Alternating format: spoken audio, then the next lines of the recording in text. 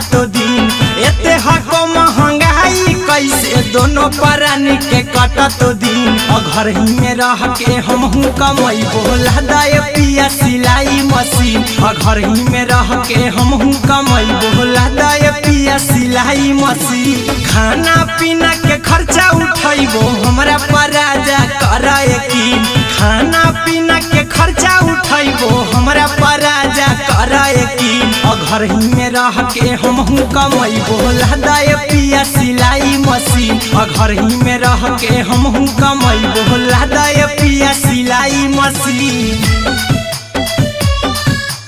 लहदाय पिया सिलाई मशीन सिलाई मशीन घर ही में रह के हमहू कमैबो लहदाय पिया सिलाई मशीन नई हर में सिए वाला काम राजा जी बैठल आई तो दू चार पैसा हो तो आराम राजा जी हो तो आराम राजा जी सिखनी नई हर में सिए वाला काम राजा जी बैठल आई तो दू चार पैसा हो तो आराम राजा जी कुछ दिन के बाद राजा दूगो से हो जहिबती कुछ दिन के बाद राजा दूगो से हो जहिबती घर ही में रह के हमहू कमैबो लहदाय पिया सिलाई मशीन घर ही में रह के हमहू कमैबो लहदाय पिया सिलाई मशीन लहदाय पिया सिलाई मशीन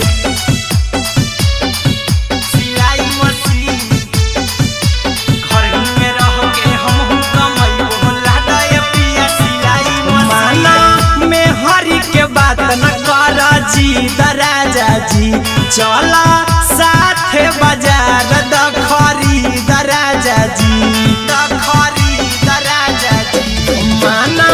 में हरि के बात न कर जी दराजा जी चला साथे बाजार दखरी दराजा जी अहिरा कुंदन अर्जुन देवा देबो रुपैया रखी हगिन आर्यन अभिषेक अर्जुन देवा देबो रुपैया रखी हगिन घर ही में रह के हमहू कमैबो लहदाय पिया सिलाई मशीन घर ही में रह के हमहू कमैबो लहदाय